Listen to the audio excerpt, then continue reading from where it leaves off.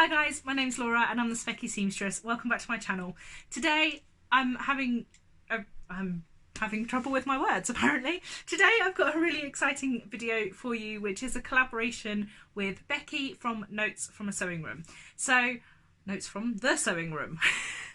I told you I was struggling with my words.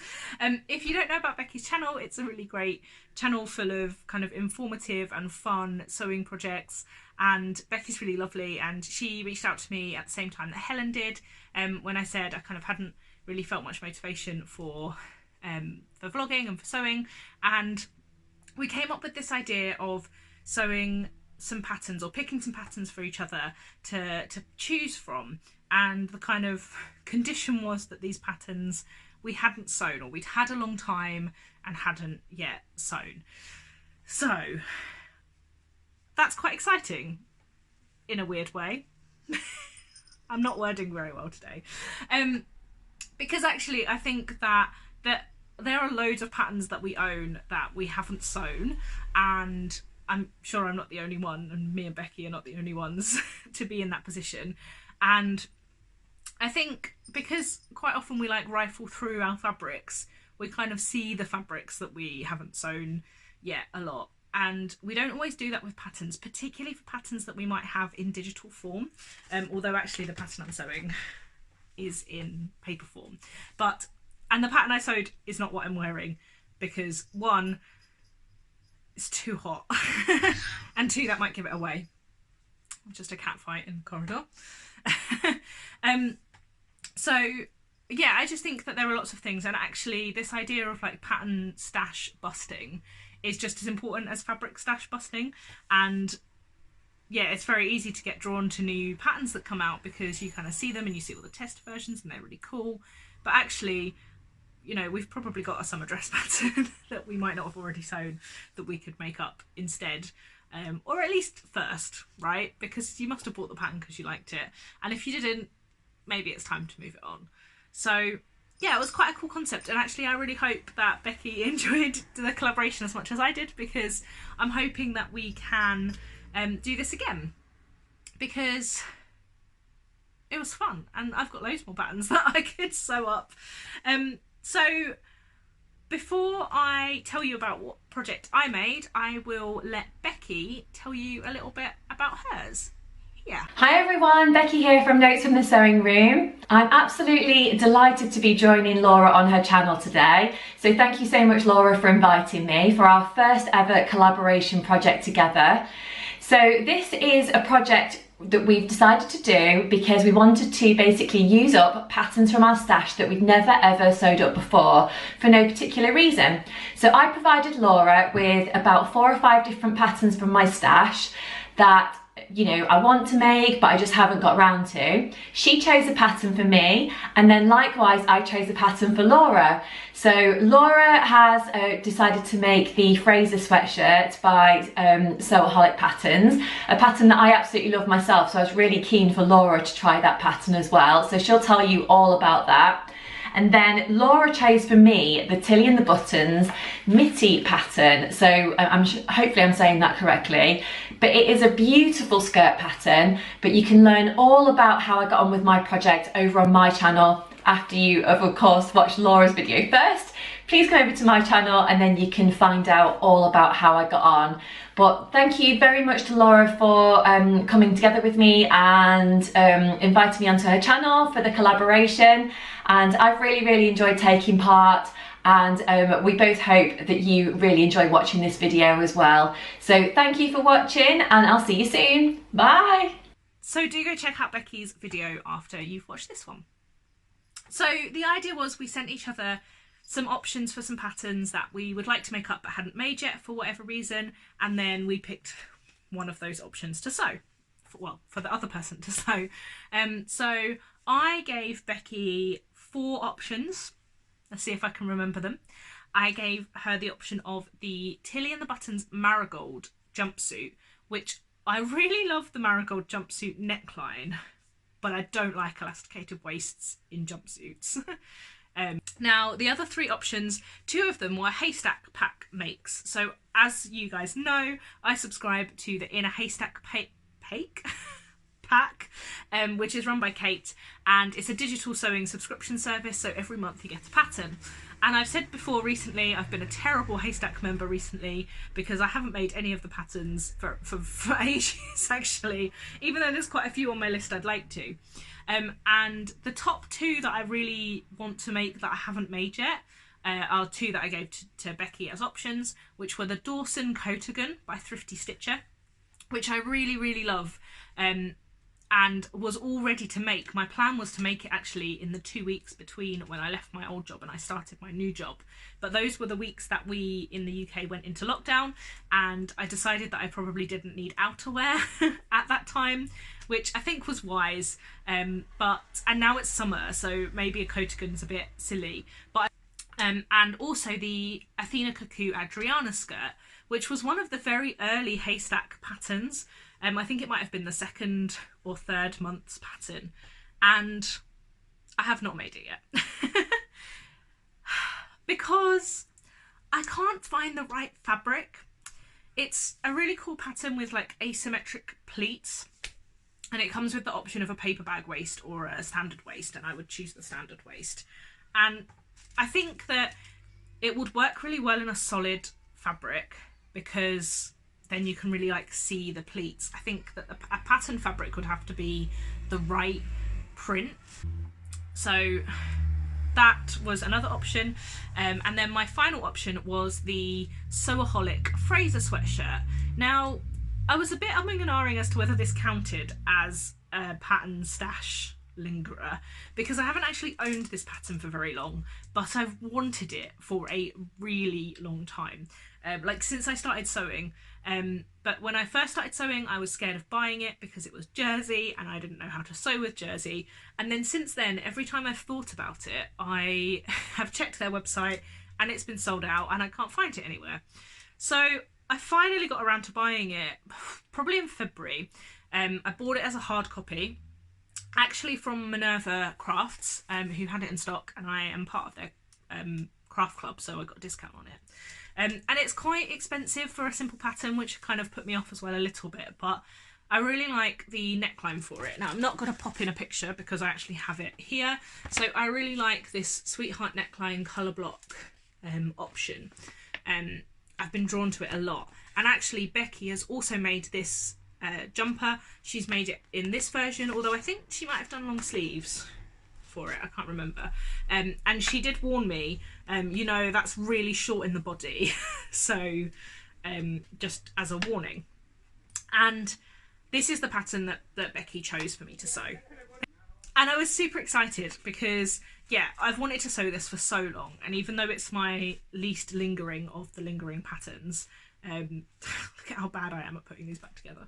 I was really excited about this. Now, the Sewaholic patterns often come free in one of the magazines. I can't remember which one. And they go 0 to 20 sizes. And it's a slightly weird size chart because I usually match my bust and waist measurements are usually in the same size range, and then my hip measurement is usually one size down because I'm not very hippie. But I'm actually a size 20 at the bust, a size 18 at the waist, and a size 16 at the hip. So I suppose really I'm probably like an 18 with a full bust adjustment.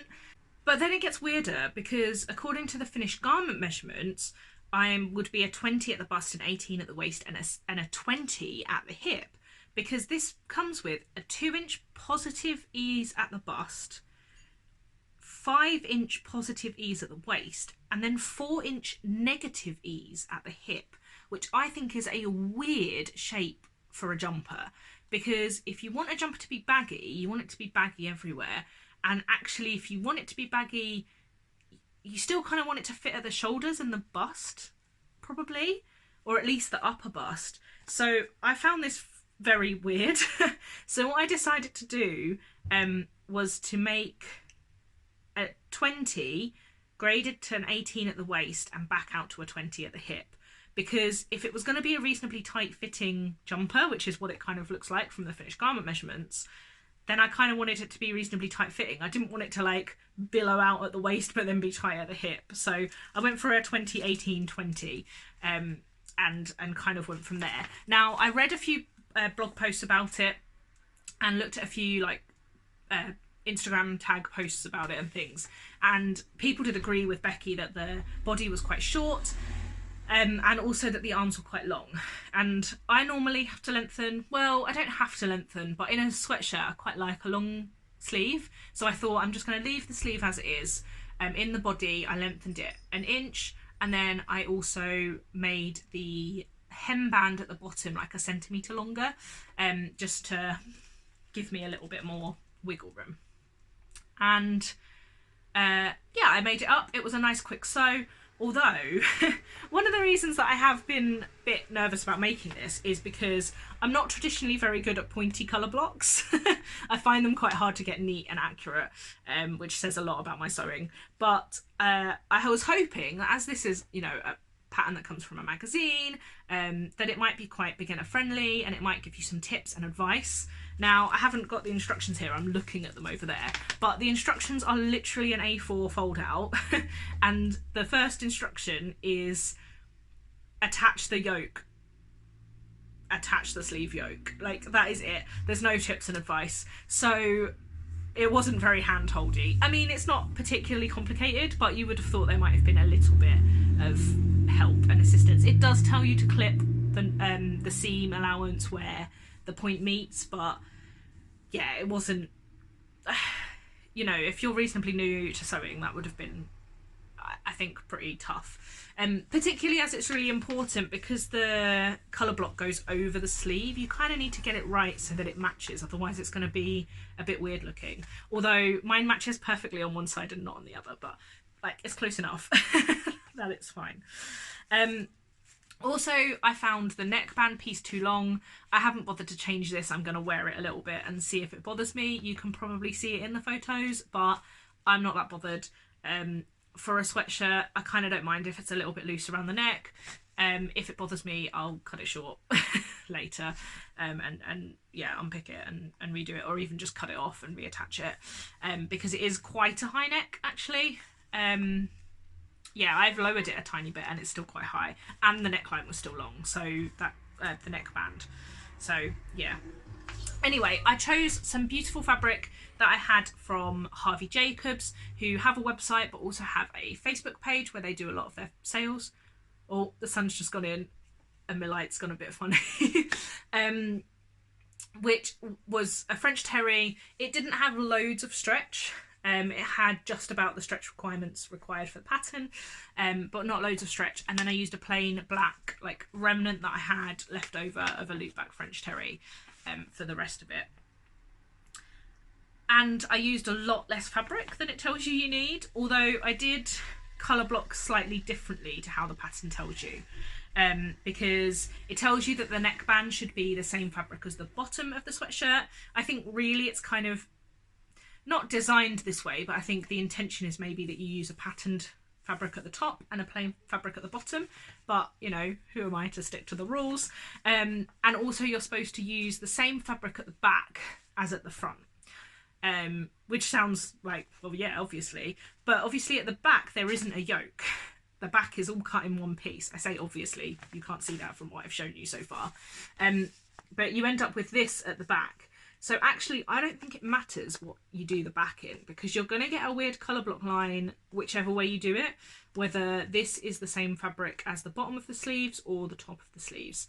So the way I've done mine, it's the same as the top of the sleeves. It's the plain black, because I only had a metre of the turtle fabric, and yeah, I didn't want to cut this with like a seam allowance down it or something for to make the most of it, because I did have enough if I put a seam down, but I kind of didn't want to.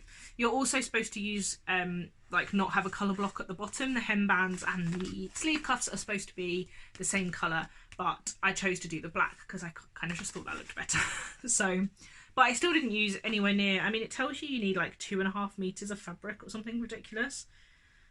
Fabric requirements, 2.3 meters of fabric, which I definitely didn't use. I used about 1.5 meters, which is what I would expect to use, and I've got loads left of that back of the tortoise fabric, just a slightly weird shape. So I might work out what I'm going to do with that remnant left over. Fit wise, it was short in the body, like the bit that I've added, I'm pleased I added. I didn't really need to add any more than that, so you know, like 1.5 inches was plenty. The sleeves were gigantically long. I mean, it was laughable. I could roll up the sleeves twice and they hit at the right length. So I cut them off and reattached the cuff, because that was, yeah, the only way I could do that. They were so laughably long. So if you're going to make this pattern, be prepared for that. And I kind of wish I'd known that, because that might have helped me get the back of the pattern piece out of the tortoises, because it was the length that was the problem, not the width. So, but you know, hindsight's a wonderful thing and it doesn't really matter. But I will definitely make this again. I really like it. I love the sweatshirt. The hips, like, it is tight is the wrong word, but it is slim fitting around my belly, going out to my hips. So I'm happy with the fit, like at the waist and through the bust, but I would probably add a little bit more ease in the future, I think, because just for a baggy jumper anyway.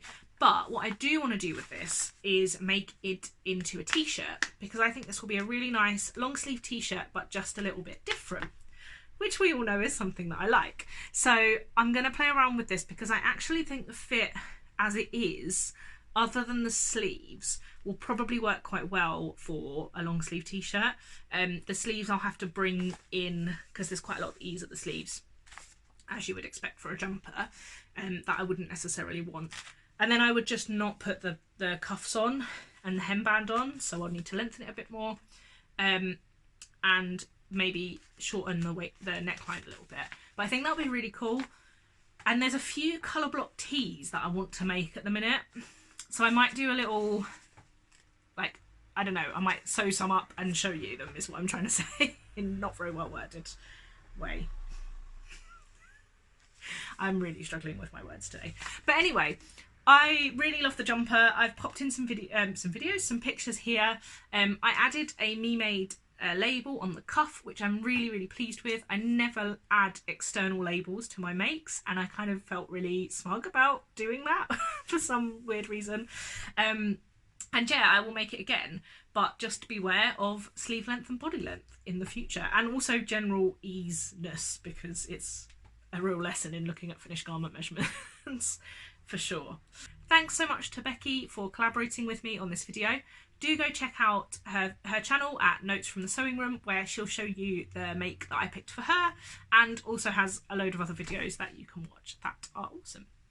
Thanks so much for watching, guys. Until next time, bye!